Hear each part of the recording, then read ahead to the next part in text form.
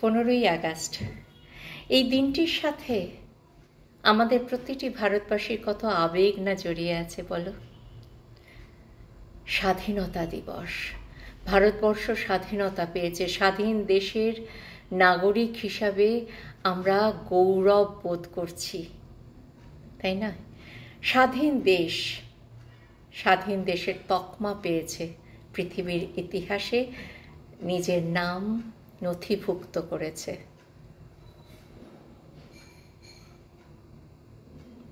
আজ ৭৯তম স্বাধীনতা দিবস আমরা পালন করলাম। কত কষ্টার্জিত এই স্বাধীনতা, কত রক্তক্ষয়ী সংগ্রামের ফল এই স্বাধীনতা, কত দ্বীপান্তরের নির্বাসনের যন্ত্রণা মিশ্রিত এই স্বাধীনতা, কত আত্মবলিদানের সাক্ষী এই স্বাধীনতা। সেই স্বাধীনতা আমরা ৭৯টি বছর ধরে আমরা ভোগ করছি, তার সুখ সুবিধা ভোগ করছি। আজও সারাদিন ধরে সারা ভারত জুড়ে, দেশ জুড়ে, দেশের আনাচে কানাচে সর্বত্র স্বাধীনতা দিবস পালন করা হলো উদ্দীপনার সঙ্গে। ফ্ল্যাগ তোলা হলো, পতাকা উত্তোলিত হলো, দেশাত্মবোধক গান গাওয়া হলো, কুচকাওয়াজ হলো, সংক্ষিপ্ত বক্তৃতা দেওয়া হলো। সেই ইতিহাসটাকে বারবার তুলে নিয়ে এসে শহীদদের স্মরণ করা হলো, স্বাধীনতা সংগ্রামীদের শ্রদ্ধা জানানো হলো। সবই হলো, কিন্তু তৎসত্ত্বেও খটকা একটা থেকেই গেল। দিবসগুলি পালিত হয়, শপথগুলি নয়। নকল মুদির কেল্লা গড়ে নকল শত্রু জয়। দিবস, তুমি কি শুধুই ছবি, শুধুই পটে লেখা? দিবসগুলি হাওয়ায় হারায় বিলীন জয়টিকা। সত্যি তাই। যাকে এর সত্যতা বা যথার্থতা নিয়ে আজকে আমি আর কোনো কথা বলবো না। আজকে যেটা তুলে ধরতে চাই বা যে কারণে 15ই আগস্ট আরও বিশেষ আমাদের কাছে, সেটা বলি। আজ ঋষি অরবিন্দের জন্মদিন, আজ কবি সুকান্ত ভট্টাচার্যের জন্মদিন। এনারা প্রত্যেকেই স্বাধীনতার সঙ্গে প্রত্যক্ষভাবে বা পরোক্ষভাবে জড়িয়ে আছেন, তাই না? কেউ নিরস্ত্রভাবে, কেউ সশস্ত্রভাবে। A pen is mightier than a sword. একটা তরবারির আঘাতে মুণ্ডচ্ছেদ করা যায় একজনের, কিন্তু লেখনির আঁচড়ে হাজার হাজার মানুষকে উদ্বুদ্ধ করা যায়। কবিরা তাই লেখনি ধরেছিলেন, তরবারি নয়। কবি সুকান্তর লেখনি এইরকমভাবে গর্জে উঠেছিল ওই সময়, আর যেটা আজকে তাঁর ১০০তম জন্মদিনে দাঁড়িয়েও আমরা সমানভাবে তার মূল্যায়ন করতে পারছি। তার স্পষ্টতা, তার গভীরতা, তার মানসিকতা, তার দৃঢ়তা, সব কিছু উপলব্ধি করতে পারছি। ওই পরিবেশটা কল্পনা করলেই আমরা দেখতে পাই যে তিনি কোন পরিবেশের মধ্যে তিনি বড় হয়েছেন। 1926 থেকে 1946, মাত্র 20 বছর 9 মাসের ছোট্ট জীবন, কিন্তু এই ছোট্ট জীবনে কি ভীষণভাবে কঠিন বাস্তবকে চোখের সামনে থেকে তিনি ফেস করেছেন। এই কঠিন বাস্তবের মুখোমুখি হয়েছেন, যেটা তাকে এই সমস্ত কবিতা গল্প লিখতে উদ্বুদ্ধ করেছে। কবিতা তো জীবনের দর্পণ, তাই না? আমাদের চারপাশের ঘটনাই কবিতার আকারে, গদ্যের আকারে, গল্পের আকারে মানুষের সামনে তুলে ধরি আমরা। তিনিও সেই সময়ের চিত্রটা, সমাজের চিত্রটা তুলে ধরেছেন তাঁর কবিতায়। এত স্পষ্ট ভাষায় সেই কবিতা গর্জে উঠেছিল, যেটা আজও পড়তে গেলে আমাদের শরীরে শিহরণ লাগে। শরীরটা শিরশিরিয়ে ওঠে, আমাদের সুষুম্না নাড়ি শিরশিরিয়ে ওঠে। অথচ কত অর্থাভাব, কত অনাহার, কত অসুস্থতার মধ্যে দিয়ে তার দিন যাপন হয়েছে। ক্ষুধা গল্পটা শুনছিলাম, ক্ষুধা গল্পটার কথা। সেই সময় রেশনিংয়ের ব্যবস্থা ছিল। মা ছোট্ট 4 বছর কি 4.5 বছরের শিশু সুকান্তকে বললেন রেশন দোকানের লাইনে দাঁড়াতে খাবারের আশায়। ছোট্ট সুকান্ত লাইনে গিয়ে দাঁড়ালো মার কথা মতন।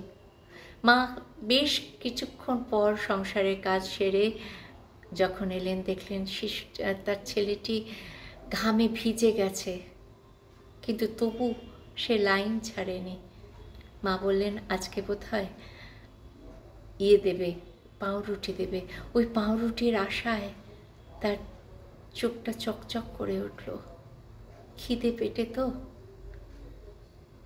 আরও বোধহয় খাওয়ার জন্য তার সমস্ত শরীরটা আনচান করে উঠল। কিন্তু এমনই দুর্ভাগ্য, তার ঠিক দুজনের আগে লাইনের, তার আগের দুজনের, যখন আগের দুজন পাউরুটি দেওয়া হলো, দোকানের ঝাঁপি বন্ধ হয়ে গেল, আর দেওয়া হবে না, শেষ। ওই ছোট্ট 4 বছরের শিশুটি ওই মুহূর্তে দাঁড়িয়ে ওই ক্ষুধার যন্ত্রণাটা, খিদের জ্বালাটা উপলব্ধি করেছে, যন্ত্রণাটা ভোগ করেছে। তাই তখন তার কাছে আর ওই কবিতা, গান, লতা পাতা, শশী তারা, পূর্ণিমার চাঁদ, এগুলো নিরর্থক মনে হয়েছে। সেই সময় তিনি ফেস করছেন দ্বিতীয় বিশ্বযুদ্ধ, 43-এর মন্বন্তর, সাম্প্রদায়িক দাঙ্গা, ফ্যাসিবাদী আগ্রাসন, যে প্রতি মুহূর্তে ওই সাইরেনের আওয়াজ শুনতে শুনতে তাকে রাত্রিবেলায় বিছানায় যেতে হয়, শুতে হয়, আর বিনিদ্র রাত কাটাতে হয়। সে কি করে পূর্ণিমার চাঁদ দেখবে? তার কাছে তো পৃথিবী মানে ক্ষুধার পৃথিবী গদ্যময়ই তো হবে, তাই না? তিনিই তো বলবেন, হে মহাজীবন, আর এ কাব্য নয়, আর এ কাব্য নয়, এবার কঠিন কঠোর গদ্যে আনো, পদলালিত্য ঝঙ্কার মুছে যাক, গদ্যের কড়া হাতুড়িকে আজ হানো। প্রয়োজন নেই কবিতা স্নিগ্ধতা। কবিতা, তোমায় দিলাম আজকে ছুটি, ক্ষুধার রাজ্যে পৃথিবী গদ্যময়, পূর্ণিমা চাঁদ যেন ঝলসানো রুটি। তবু সেই সময় সাহিত্যের আকাশ ঝলমল করছে কবিগুরুর প্রভায়। কবিগুরুর প্রভাব পড়েছে এই ছোট্ট সুকান্তের চিত্তপটেও। তার কবিতা, তার গান, তার সুদূর প্রসারী ভাবনা চিন্তা সবই কবিকে আচ্ছন্ন করেছে। কিন্তু কয়েনের ওপিঠে যে যন্ত্রণাক্লিষ্ট মুখগুলো বারবার উঁকি মারছে, বঞ্চিত, নিগৃহীত, নিপীড়িত মানুষ যে তার ভেতরে বিদ্রোহ ঘোষণা করছে, তবু কবিগুরুকে স্মরণ করে তিনি লিখলেন রবীন্দ্রনাথের প্রতি কবিতায়, এখনো আমার মনে তোমার উজ্জ্বল উপস্থিতি, প্রত্যেক নিভৃত ক্ষণে মত্ততা ছড়ায় যথারীতি, এখনো তোমার গানে সহসা উদ্বেল হয়ে উঠি, নির্ভয়ে উপেক্ষা করে জঠরের নিঃশব্দ ভ্রুকুটি। এখনো প্রাণের স্তরে স্তরে তোমার দানের মাটি সোনার ফসল তুলে ধরে, এখনো স্বগত ভাবাবেগে মনের গভীর অন্ধকারে তোমার সৃষ্টিরা থাকে জেগে, তবুও ক্ষুধিত দিন ক্রমশ সাম্রাজ্য গড়ে তোলে, গোপনে লাঞ্ছিত হই হানাদারি মৃত্যুর কবলে। যদিও রক্তাক্ত দিন, তবু তৃপ্ত তোমার সৃষ্টিকে এখনো প্রতিষ্ঠা করি আমার মনের দিকে দিকে। তবুও নিশ্চিত উপবাস, আমার মনের প্রান্তে নিয়ত ছড়ায় দীর্ঘশ্বাস। আমি এক দুর্ভিক্ষের কবি, আমি এক দুর্ভিক্ষের কবি। প্রত্যহ দুঃস্বপ্ন দেখি, মৃত্যুর সুস্পষ্ট প্রতিচ্ছবি।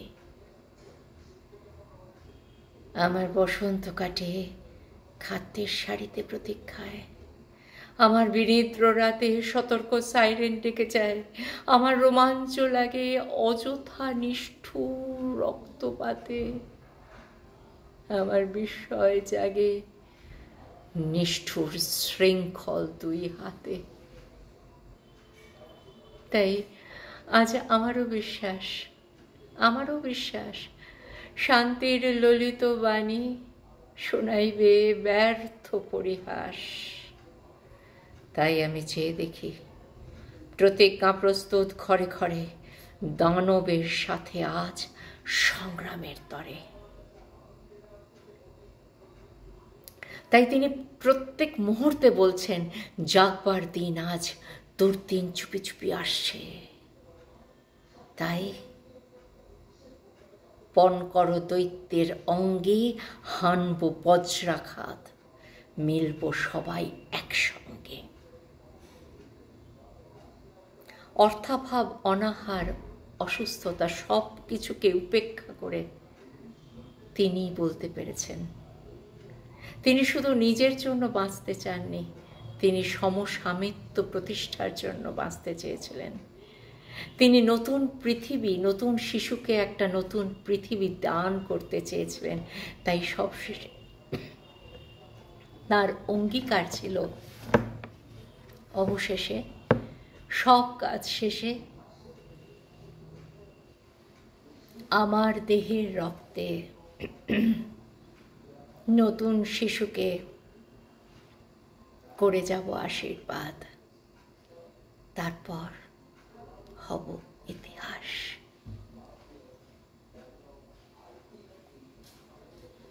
প্রণাম। আজ যদি আমরাও ওইরকম পরাধীনতার যন্ত্রণাকে নিজেদের জীবন দিয়ে ভোগ করতাম, খাবার না পাওয়ার কষ্টটাকে জীবন দিয়ে ভোগ করতাম, তাহলে হয়তো আরও সুকান্ত জন্ম নিত এবং আমরা সবাই তার হাতে হাত মিলিয়ে একটা নতুন ভারত গড়ার, নতুন সমাজ গড়ার প্রতিজ্ঞায় সামিল হতে পারতাম, তাই না? আসি, প্রণাম।